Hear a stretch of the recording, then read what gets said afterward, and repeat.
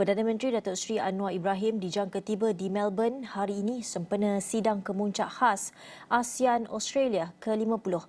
Australia akan menjadi tuan rumah kepada pemimpin ASEAN serta Timor Leste. Lawatan ini juga sebagai simbolik menandakan 50 tahun sejak Australia menjadi rakan kongsi luar ASEAN yang pertama. Untuk perkongsian lanjut, kita bersama rakan setugas Nur Syazwani Safusyam.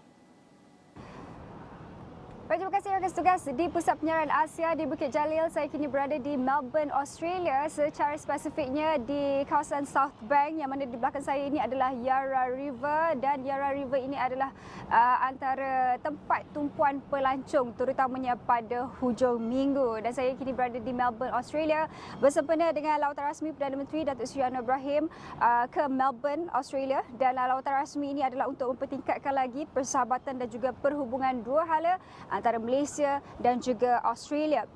Untuk rekod ingin saya kongsikan, Malaysia dan Australia mempunyai hubungan yang erat. Malah Perdana Menteri sendiri, Datuk Seri Anwar Ibrahim, dan Perdana Menteri Australia sendiri telah pun bertemu beberapa kali sebelum ini.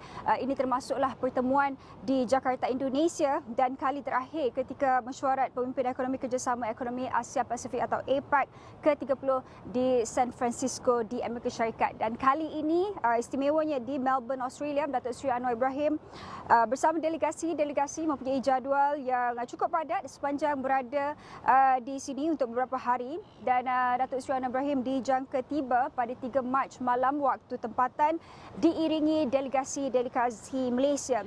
Antara lain fokus utama terarah kepada sidang kemuncak khas ASEAN Australia ke-50, yang mana Australia akan menjadi tuan rumah kepada pemimpin ASEAN dan juga Timor Leste, dan ia sebagai simbolik menandakan 50 tahun sejak Australia menjadi rakan kongsi luar ASEAN yang pertama. Untuk rekod juga, Australia mempunyai hubungan rapat dan juga meluas dengan rantau ini, dan sebagai sebuah blok, ASEAN ialah rakan perdagangan dua hala kedua terbesar Australia, dan turut menjadi fokus adalah pertemuan bersama dengan Perdana Menteri Australia pada 4 Mac nanti bersama dengan Perdana Menteri Datuk Seri Anwar Ibrahim. Dan fokus lain juga pertemuan di Melbourne, Australia ini turut terarah kepada beberapa pemeteraian Memorandum Persefahaman atau MOU yang juga akan dicapai pada lawatan kali ini.